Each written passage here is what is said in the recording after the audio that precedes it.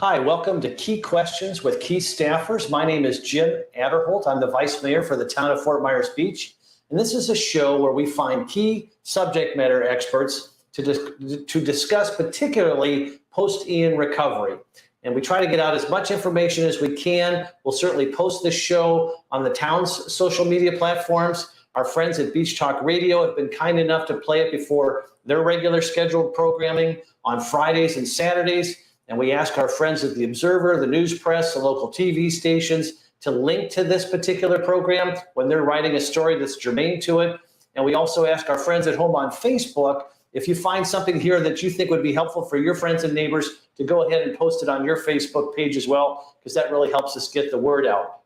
Abraham Lincoln said, let the country know the facts and let the people know the facts and the country will be saved. And this is our small attempt to do that here in Fort Myers Beach. We've got a great program today. We're going to be talking with the head of our community development, Steve Poposky. Then we're going to take we're going to go mobile, and we're going to look at the sand dunes and talk a little bit about the emergency berm with Chad Schutz at the end of the show. But before I get into that, before we get into Steve here in a second, I just want to take a minute because I was over at the Diamond Head this morning. They had what was called an insurance village, and they had representatives of most of the insurance companies at the Diamond Head. They had the insurance regulators there. I spoke with Jimmy Petronis, who's the CFO for the state of Florida. He was there. His people were there. The state insurance commissioner was there. The insurance consumer advocate was there. And they had a tremendous turnout of citizens there. And I hopefully a lot of folks had a chance to go there. By the time you see this, that'll have been over. But the reason why I mention this is that if you weren't able to go to Diamond Head and you're still having trouble with your insurance company, there's three entities that regulate insurance in the state of Florida. But if you have a complaint, the one to file the complaint with is the Department of Financial Services. And that phone number is 1-877-693-5236. Again, that's the Department of Financial Services. It's the Insurance Consumer Hotline. It's 1-877-693-5236. And that's important for a number of reasons. Number one, it'll help get your insurance company to at least reach out to you. But as importantly, the Department of Financial Services and the Florida Office of Insurance Regulation, they keep track of how many complaints they get and which company is getting the complaint. And if enough complaints come to a particular company, obviously based upon the size of that company, they will launch what's called a market conduct exam. And I talked to the CFO today and the insurance commissioner, and they told me today that they have launched multiple market conduct exams of these problematic insurance companies who are making the life of our residents extremely difficult here on the island. They could not reveal the names of the company, but they said that multiple investigations have been launched. And what that means is they literally hire an outside auditing firm to come in to analyze the claims paying practices of these companies that have received a lot of complaints. And the outside audit is paid for by the company itself. And then once they get the result of that audit, the CFO and the insurance commissioner can then force these companies to pay their claims as they should, pay legitimate claims. So that's why it's so important that you file a complaint, again, with the Department of Financial Services, because then they aggregate the number of complaints. And if they get enough complaints, they'll launch one of these market conduct exams, and then that can end up providing relief to everybody that's had trouble with that particular company. So that's that for today, but we're so thankful to have Steve Poposky with us today. Steve has one of the most difficult jobs on the island, one of the most important jobs on the island. And I wanted to kind of ask you, Steve. Steve oversees permitting along with a number of other things, but obviously the focus is on permitting, as it should be. I just want to start off by just asking how you're doing, Steve, and how are things going at permitting? It's going well. The island is being built back pretty rapidly, I think. I think we've recovered quite well, considering the damage that was done by Hurricane Ian. We continue to process permits as quickly as possible. Our intent is to make this, we have to meet our obligations as far as the NFIP, National Flood Insurance Program, the Florida Building Code, and our own ordinances. But that being said, we try to make this as simple as possible, but still collect the information that we need. And that's really I think the intent of this video is to make sure that that is communicated in the right way. There's a few things that are being very commonly left off of the application. Sometimes it's as simple as a signature or someone's name, but sometimes it's maybe a form or that. So, perhaps we could clear that up today. Yeah, let's talk a little bit about what first of all, let's talk about what a lot of people have been coming to see to the trailer here at the temporary town hall, 2525 Estero, and your folks will meet with people personally and they'll help them. And obviously you guys get emails as well and some phone calls. What's the preferred way for people to communicate with you? What's the most efficient way? Obviously everybody can't come here because some folks are not on the island. But what works best for your team? How would you like to hear from people? I think the best way is the way that the permit applicant is most comfortable with. I mean, if they are comfortable with a phone call, we're happy to take those. We have people answering the phones. We have email. Email is probably the most efficient way of getting both information in and out. We can send links to websites and further explain things. So email is quite useful. The website has been expanded quite a bit since the storm. So a lot of information on there as well. And of course, if all else fails, you can come in and in person. If people are sending you an email with a question, what are things that you look for in email? And say when they come in person, what is it that you generally need for them to have with them or include in their email to allow you to help them better? Well, definitely include your name and your address in your email. We're getting a high volume of information coming in, so make sure that if you have a permit number, include the permit number, say in the subject line. Your address is always going to be very helpful. We can look up your records if we have your complete address. Okay, and when people I know everybody's got their own unique situation, but what are some of the most, and I know it's evolving. We have this wonderful frequently asked questions section on the town's website under the permitting $100. Just click that. I think are we still at 97 or have we surpassed that? Yeah, high 90s, I would say. But you don't have to read every single one of those, but skim those FAQs. There's such great information in there. Encourage your contractor to read those FAQs. It can save you so much grief down the line. But again, in terms of the questions people are asking, what's the most common things you're being asked at this point in the process? I think a lot of it revolves around the National Flood Insurance Program and those requirements. Not everyone is necessarily familiar with that, and we understand. A lot of people are doing this for the first time, and we understand that as well. So we've been helping a lot of people doing what we call owner-builder. Owner-builder is when you are acting as your own general contractor. So if you're the property owner and you live there and are going to live there after the storm, you're allowed to do that, but you have to provide certain documentation as well. So that's a very common, those type of questions. But also people are not necessarily familiar with permitting in general in Florida, perhaps. So we've been doing a lot of, one-on-one consultations and whatnot. But the most common question, though, there's not something that it sounds like you get just a wide variety of questions. There's not one or two questions that you just get on a regular basis that you could just share today, or is it more nuanced than that at this point? Well, I did prepare a list. I can go through it. Please do. But I think in general, the cost form, the NFIP requirement for that's real common.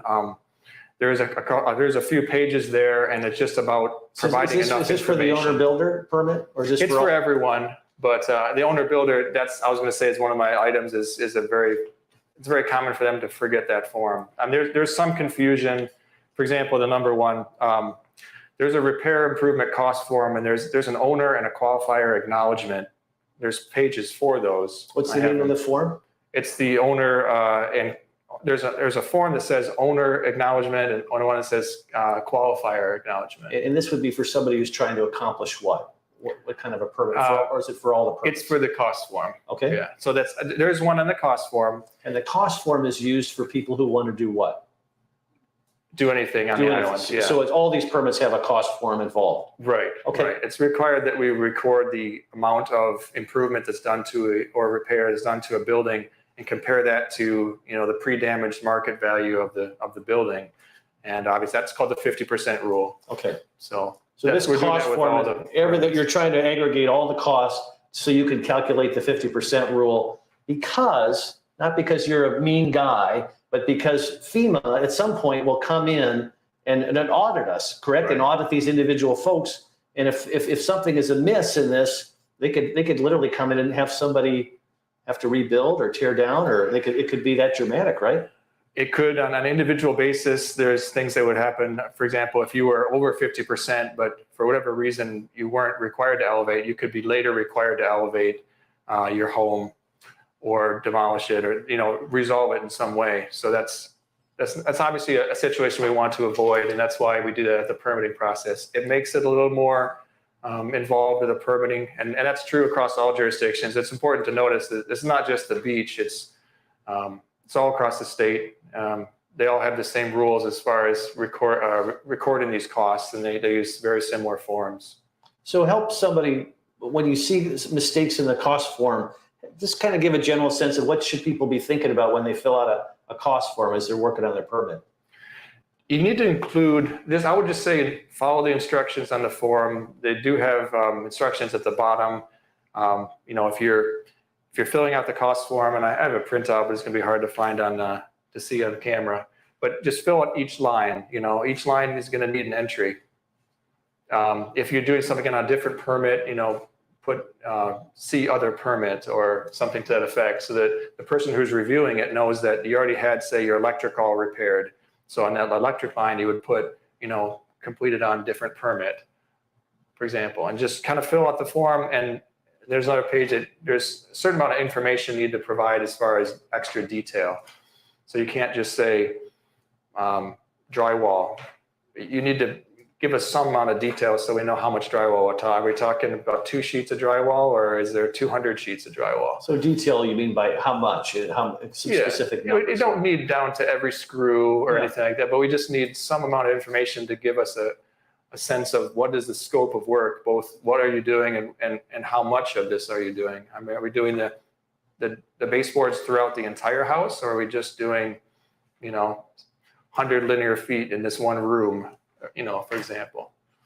And so when you see this, when you see the applications come in, and you look in the ones that get kicked back, is it generally for lack of information, or is there specific mistakes that are being made by either the contractor or the resident? Can you walk through what you're seeing?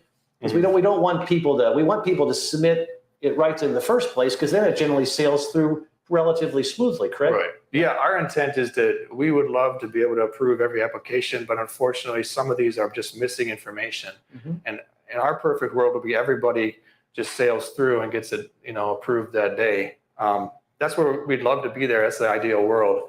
Some of the things that they're just missing, they're not completing the application fully. Maybe they're not including the scope of work, or they're not including the job value, or you're not completing the form completely.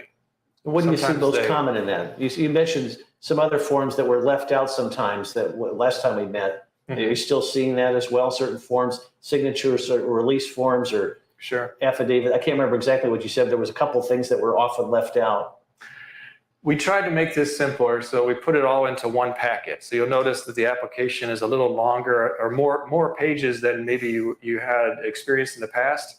But the problem is that we had separate applications and people weren't clicking on the other applications. So we just put them together. So, maybe the application has 14 pages now, but a lot of that's information just to try to help you, to try to educate and make it more likely that you will won't have to go through multiple reviews.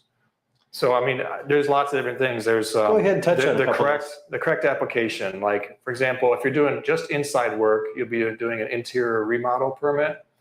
If you're doing outside and inside, but on the other hand, if you're doing outside and inside work, for example, if you're adding on, you want to throw on your roof on there as well. If you want to do siding, soffits, all that outside work, you can get a residential permit. So interior remodel, residential, 2 different things. That's one thing. Mm-hmm. A lot of times they're just missing, again, this is on the application, but they're missing the Florida product approval numbers. So any product that you're using on the outside of your building, like windows, doors, the roofing material, the dry-in material on the top, all that, soffits. It all has a Florida product approval number that's required that we need to verify before. So to make sure that you're installing the right things on your house, that we don't have to go back and change it later. Is basically. that different? Like on the windows and doors, there's also you have to demonstrate that they have the right the ability to take a certain amount of wind and pressure. Mm-hmm. Is that different? It's very similar. It's all related to for example, if you're putting in windows, and we could have a whole video about windows, but windows need to either be impact rated or need to be protected by like a shutter system or some sort of impact protection. That's one requirement in the Florida Building Code. Another one is what's called design pressure, and that's I don't know how technical we want to get, but it's on the application. There's a Florida product approval number. It'll say something like 239.4, and that'll be like the actual product that you're going to use, and that it's right here. If you look on floridabuilding.org, you can find the product approval number, and if you enter in 239.4, you'll get it, and it'll say impact resistant, yes. It'll also have a link here to their installation instructions, their certificate of approval, and you can find out a lot of information about how to install the window, whether it meets the design pressure, and so forth. What's your experience in terms of if you see all the permits coming in, the ones that are done by contractors? Obviously, the contractors who do work on the island on a regular basis, they understand our process relatively well. Are you seeing challenges from contractors who don't normally do work here? Do they seem to run into issues in terms of filling out the forms correctly? In other words, and what would residents advise their contractor to do? Is it to read the FAQs? What should they be telling their contractors? Say, hey, we want our application to go through smoothly, so be sure to do this and this and this. What should they tell their contractor? Yeah, I would say just read the application carefully as you're filling it out. Make sure you fill it out completely. Don't forget to sign it. The instructions are there. It's just a matter of making sure that you read them, I think. I mean, I think it's understandable that someone from outside of an area, when they're first coming to the area, that they may initially have a little more trouble just because there's different regulations in each jurisdiction. Okay. So, I mean, working with their design professional is always recommended. And what do you mean by that? Like an engineer or an architect, if you're remodeling your entire home, it may be advisable to work with a design professional so they can help prepare plans. They know all of this information as well as far as Florida Building Code, and they're very familiar with different jurisdictions' requirements as well. So let's say you lived on the island, your home was completely destroyed, you had a lot and you wanted to rebuild. How would you put your team together, and how would you work that just for best practices? I mean, everybody can do it differently, but you just hire a general contractor, then you have an architect. I mean, kind of walk people through what would be a relatively strategic way to do that. I mean, I know there's multiple ways, but what would be a relatively painless way to do it? Well, I think it's depending on the person, right? So if they're very experienced with construction, perhaps in a different state, they may have an easier time.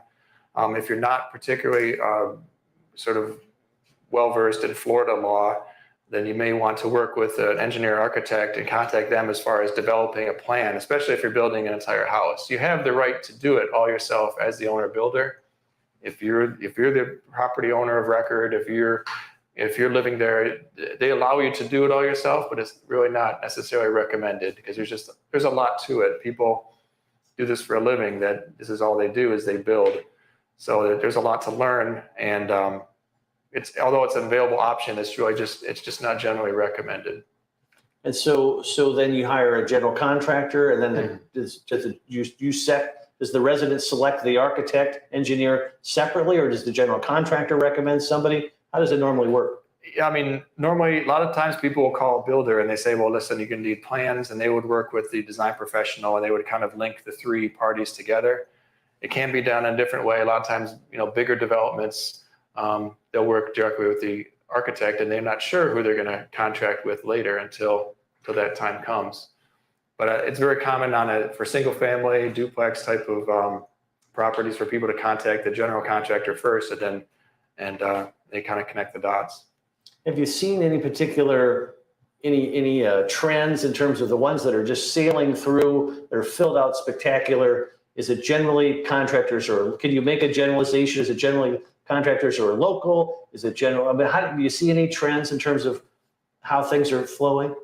I would say those that work with a design professional are they most commonly go through with very little trouble, because there's enough people putting their heads together, and there's a lot of background experience that these engineers have, and they're very familiar with the rules. For example, for windows, they know about design pressure, they know about turtle glass, which is a local requirement. So turtle glass, I might as well mention it. Sure.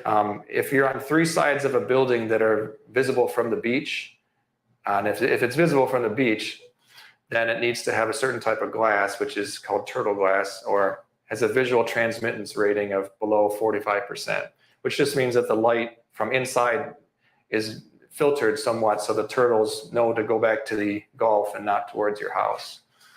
So that's one requirement in the town of Fort Myers Beach, which is different than, say, Lee County or city of Fort Myers has different rules. But for most part, the complexity of these applications and the information that we require, it's required by the state of Florida, right, and or the National Flood Insurance Program, correct? Yeah, there's 3 levels: federal, state, and local.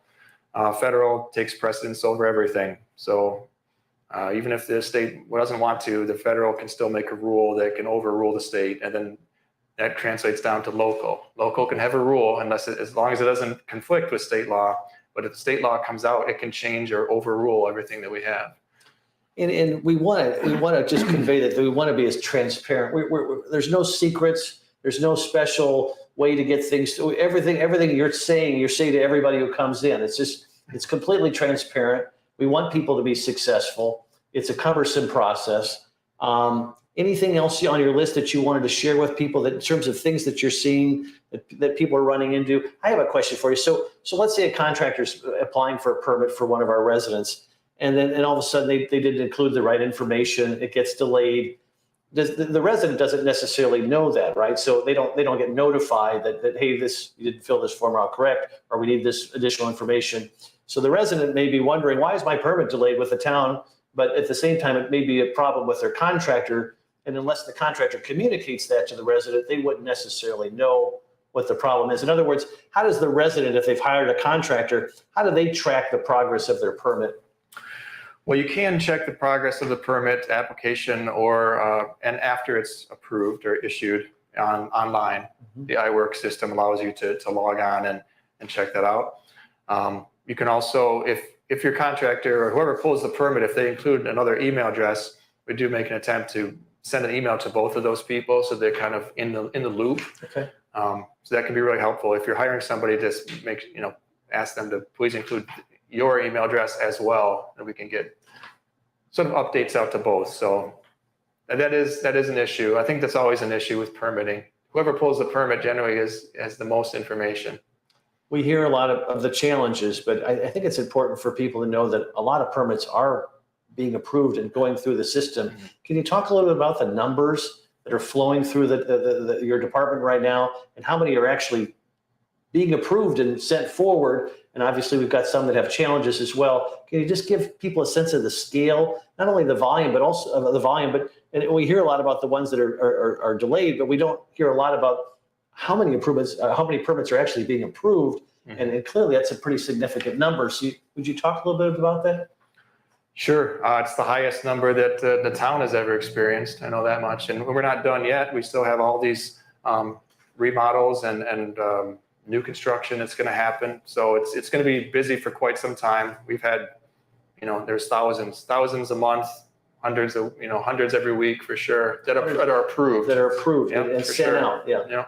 And so once a permit is approved, then that work is done. And then does the contractor then come back, let you know it's been done, and then we send out someone to take a look at the work? Right. So the permitting process, you get your permit approved, it gets issued, and then they do some of the work. And then at a certain point, there's certain required inspections. Like before you put up your drywall, you're going to need all your what we call trade rough inspections. So there's going to be an electrical, plumbing, HVAC, mechanical, and a framing inspection. And once those are passed, then the framing inspection signifies that you now are approved to put on that wall covering. It's typically drywall. So now you put your drywall up and it covers up that work. So you need to get those permits or those inspections called in and approved before you put up your drywall. Because you're not going to be able to see it then. And then what happens next?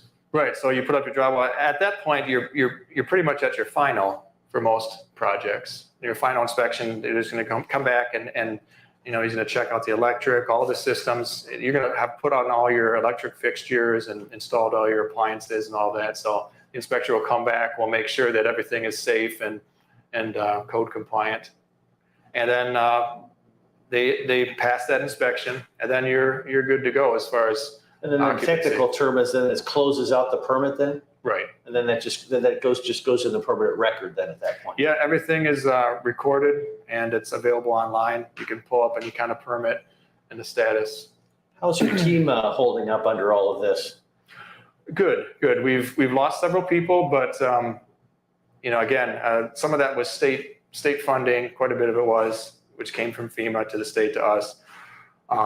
Where we got approval to add some people. We have some people that we interviewed and we selected and they accepted, but they have to go through their background process. So we're hoping starting next week sometime we should get some of those people in. There was a good moment at the council where there was originally proposed for us the state and the feds had stopped funding a number of our people, and you rightfully said, let's hire these folks, they're good people. And I think the initial request was to hire 3, and then you came up and we said, well, how many do you really need? Because, well, we could use 4. So the council immediately gave you 4. I think there's a sense that at the council level that we want to give you all the resources you need to be successful.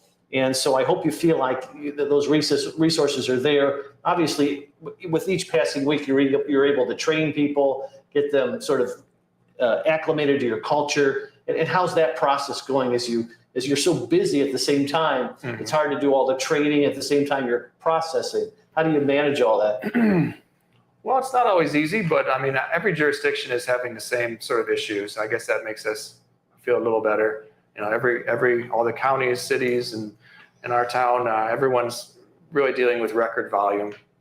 So it is what it is. But again, we're trying to be as helpful as possible. We've in general, the vast majority of applications are going right through. So, and if somebody includes all the information exactly as they need to, and is instructed by these forms, how long would it take for a permit to be processed? It should be everything, and assuming it's paid for right away in a timely fashion, we send out a link. Easily within a week. I mean, it could be faster. A lot of these permits they come in and out, and that day they're issued because the scope of work is less, or it's a simpler type of permit, or it's a trade permit, for electrical. So you recommend, again, if people are interested in speed, put the payment in immediately when you make application? Right. You're going to need, that's one of our requirements is that the payment's received, and once that's done, it goes to review. Honestly, just you supply all the information that's asked for on the forms. I think you're doing very well. I want to talk about a notice of commencement quick, because that's another issue. Notice of commencement is a state requirement. The state law is designed to protect the property owner from potentially having to pay twice for the same renovation because of lien law. If they got into a situation where the contractor claimed that they weren't paid, they could prove, if they file that paperwork, it protects them, the property owner. Mm-hmm. It is required that it's filed on the Lee County Clerk of Court, and that's in, either Fort Myers or there's an office in Cape Coral. You can do it online as well. But again, that's to be done before you actually start the work. You don't need to apply. You don't need that to get your permit, but you just need it before you actually start. And so that's something that the contractor should be managing as well? Typically they will, because again, not everyone's familiar with all the different rules, and the contractors, do this every day. So that's very common that they would help, at least on an informational basis. Typically they will handle it for the. And this is called a notice of commencement. Right. So you need to factor that into your strategy as you go forth with your project. Right. So you get your permit, it's issued, you post it. You have to post it on the front of the building so that, just to make sure that everyone knows they got the permit. It really helps. Before you actually start work, you have to fill out the notice of commencement and get it recorded. And you do that, fill that out through the county? Right, you have to record it with the Lee County Clerk of Court. That's where it gets recorded, on the county records. Do you get the form then from the Lee County? We have it on our website. Okay. Yeah, you can get the form on our website and download it. You fill it out, you record it with the Lee County Clerk of Court, and then you get a copy that has a little recording stamp on it. And that stamp, it'll be on the side or the front. And that recorded copy you email back to us. We go ahead and put it on your permit record as well. And that allows you to actually get inspections, because it's required by state law before you get inspections.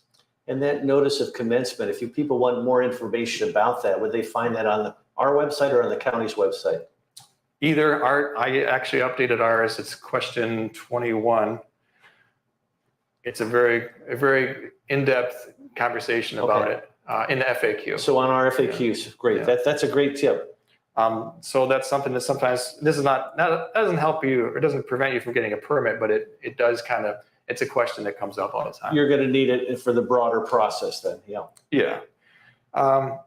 Okay. So the 50% rule, there's typically an appraisal that's required. And well, just say this, if you have a single family or like a duplex, the Lee County Property Appraisers website, lipa.org, will have this tax roll value letter. And on that letter, they'll have the building value listed. That's the value that you have to divide in two, and that's sort of your budget for repairs. If you go over that amount, you're going to need to, elevate your house or do something else like that. So that's one. So for most buildings, single family duplex, you're going to have it. But if you're some other type of building, like a condominium building or some other non-residential building, the property appraiser does not have that tax roll value letter for your building. So it's not available. So for those properties, you need to get a private appraisal to, if you were a bigger building, Diamond Head or something like that, you need to get an appraisal to show the building value. The property appraiser's office won't have that. So in essence, all condos on the island will need a private appraisal. The building. So typically the condo, the homeowners association, the condo owners association will handle that. They'll hire the appraiser. They will typically, so they'll get the appraisal and they'll send that in with their permit application, and that's going to allow the reviewers to to compare the cost form to the appraisal. Because Lee County looks at the value of each individual condo unit. They don't look at the value of the building as an aggregate. And so that's the one appraisal for the building as an aggregate that the condo association would have to get to submit in addition to their permit application with the town. That's helpful. I think our condo ran into that challenge as well. And it has to do with evaluation. Sometimes they value these condominium buildings based on the income approach, and FEMA does not allow that. A lot of times, the condo value that you mentioned, for each condo, that takes into consideration what kind of benefit or what's the market value. That's like the market value for that condo, but it doesn't represent. If you add all those up, it's not the building. And it doesn't include the common areas and other things. I mean, there's a certain benefit that you're deriving from owning a condo, like the pool or the clubhouse, and that value is sort of factored into the vet, so they wouldn't be able to use that. So anything else, Steve, that you want to touch on today that we haven't touched on?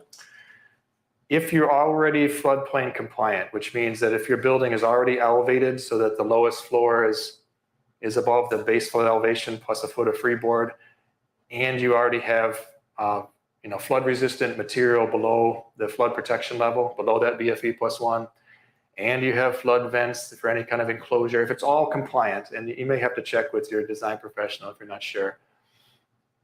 But if you're already compliant and you're elevated and all that's set up, you don't necessarily need the cost forms, but you do need to include an elevation certificate that's signed and sealed that shows, that's actually certifies that your building is all compliant with the floodplain regulations.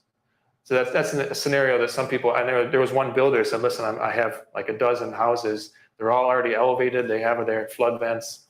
What do I need to do? And I said, well, you don't need the cost form in that case. You just need the elevation certificate. And then, that can really, because if you don't include it, they won't know. They needed to put it on the record to show that it's compliant. There's a bunch of other things, but again, maybe I'll put this on the website. Check out the update. I'll put this on there. But again, just to remind everybody that again, state law, our floodplain ordinance, all that requires that you get your building permit before you start reconstructing your building. So we allowed people, and understandably so, because it was a real disaster, and to clean up, to pick up debris, and we allowed that. But as soon as you start putting in insulation, you want to put up drywall, you need to get your permit first, post it there, and then do it and call on your inspections so that we make sure it's compliant. Ultimately, we want to make sure that we help you do this the right way so you don't incur further costs or penalties later. I think it's important, and it's important to hear it from you, Steve, but we want people to be successful in this permitting process. We want them to have a safe and appropriate process that ensures them they won't have an audit from FEMA down the road. They won't have other challenges. But at the same time, we've got federal and state and FEMA regulations that make this complicated. But the staff here is not looking for reasons to say no. We want you to be successful. We understand this is pivotal to the success and the rebuilding of our island. So we really want people to be successful in this process. There's no incentive for us to not want this to go well. Is that fair? Absolutely. Yeah. I mean, again, absolutely true. Also, you think about it, your insurance company requires their own inspection. They do their inspection before you want to get flood insurance, you want to get hurricane insurance, they're going to inspect it as well. And if they find that you didn't have the right permit, they won't insure you, or if they do, the insurance rate will be very high. Flood insurance is particularly like that. But again, even roofs and things, there's certificates that are required every few years by the insurance companies now. They're going to want to know that you're up to code.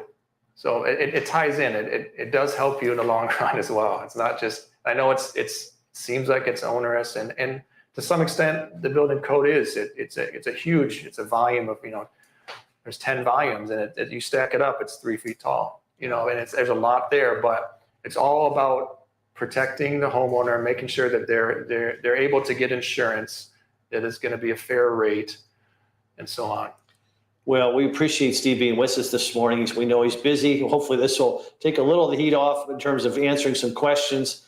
This is his third visit to Key Questions with Key staffers, because we know this is the most pressing issue facing our island. So we're thankful for you being here. Thank you for your service to the town. And we're going to take a brief break here, and then we're going to go over to the sand dunes across Estero Boulevard. And we're going to talk with Chad a little bit about the emergency berm sand that is coming to our island and what's going to be done. And I think there's a little scour right by that sand pile Chad can explain to us how that sand will be utilized to make the beach nice again and repair some of the damage. So we'll be back in just a minute. Thanks for staying with us. Hi, welcome back. I wanted to take a moment and acknowledge Jacob Trujillo, who's our cameraman for Key Questions. Jacob has gone and done, he goes beyond the call of duty, and he's really been helpful on producing the show. His full-time job is the IT guy for the town of Fort Myers Beach. So we just wanted to thank Jacob, because his work is he does a great job on the camera, a lot better than the talent. Anyways, our second special guest, Chad Schutz, is our environmental engineer. What is the title? I always forget. Environmental project manager. Environmental project manager. I have to go back to school to be an engineer. No, that's okay. That's okay. So we're here to talk a little bit about the emergency berm, and we have a lot of pre-positioned sand. You'll see it up and down Fort Myers Beach. It's right behind us. Chad, how many locations have the sand pre-positioned on the island? We had 5. One near Lanikai, one right here next to Town Hall. Junkanoo was being used, but I think that's been demobilized. One at Wyndham, and then one at Bahama Beach Club, where I think they're going to be restocking that one. And I'm also hearing that Newton Park's going to be remediated soon, and we'll start using that to stockpile some sand. Excellent. Our trucks, obviously all of the sand that's been pre-positioned for the emergency berm sand, it's about $7 million project that's funded by the feds. That's been trucked into our island. When they do beach renourishment, which is a $25 million project, that'll be pumped in from off the Gulf of Mexico onto the beach. But this first round is trucked in sand. Like you said, it's pre-positioned here. Are the trucks already beginning to move it out onto the beach? Yeah, you can see a few spots where they've moved it on the south end. We've done our 10 days of monitoring, bird monitoring, that was required by our by our permit. So they're starting to lay it down south, adjacent to the CWA. Nothing's going inside of the CWA or nothing inside the federal COBRA zone, which is the Coastal Barrier Resource Act. So there's a site down there that we're avoiding per the guidance of U.S. Fish and Wildlife. But yeah, we're laying down trying to get it done over there as much as we can first to. So the entire CWA doesn't get any emergency berm sand, or just correct? Yeah, so it's going to be on the landward side. So somewhere like Bermuda Dunes and Estero Beach and Tennis Club, you'll see it's much closer. We had to put it much closer to the buildings than we had previously had. But that is in the CWA, so they will be getting sand. Just have to be careful where they put it then, right? So it's on the landward side of the CWA. You know, there's a demarcation. Oh, I see. So it's just, right. As you get closer to the condos, it's not technically in the CWA anymore. Is that right? Correct. Adjacent to it, yeah. All right. And so we've got all. So that's, and when they initially put the sand out for the emergency berm, is it all just in piles, and then they come back later and shape it? Yeah, they literally just take the dump trucks out, sometimes 2 or 3 wide, depending on how much sand they need in an area, and then they'll come back and grade it to spec. So if people see the initial pile and they're startled by it, that isn't what the berm is going to look like, right? Correct. So tell me what happens to that sand pile then once they come in and shape it. Yeah, they all have some dozers out there. It's around 6.5 feet above mean high water. And they have a specified, I think it's a 4-to-1 or 5-to-1 slope that they have to put it down to, and then up to that elevation of 6.5 feet to give that protection from the storm surge that we hopefully don't have, but just in case. Very good. Now, if anybody wants to come and look at this sand, it's high quality sand. We're right next to Mom's here, and we're right across the street from Chapel by the Sea. I mean, the sand is, talk a little bit about how high quality this sand is. Sure. So it meets our color spec. It's really white, and a little bit of a coarser grain than our native sand, but still within DEP specs for grain size. Very little, if any, silts, and again that white sand to match our native sand, which is important for sea turtles. Their sex is determined by temperature, and the temperature of the sand is determined by color. So it's good that we match that native sand. Chad, in order to get this emergency berm sand for people who live here on the Gulf, they have to sign an easement. For those who have not signed the easement yet, what are they missing out on this particular project? So if you don't receive the sand, it's, if you start pricing out getting sand into your backyard, that is the beach, you're looking at $850 a truckload, which is about 18 cubic yards. It's a highly valuable, a lot of quality sand onto your property that's going to increase your property value, and build back that beach and get it looking good again, like it was before the hurricane. So there's still time to sign the to sign the easement for the emergency berm, but they're running out of time. Is that fair? Yes, we're definitely running out of time. For people who want to sign that emergency, they take a look at the sand, they realize they see their neighbors having this beautiful berm.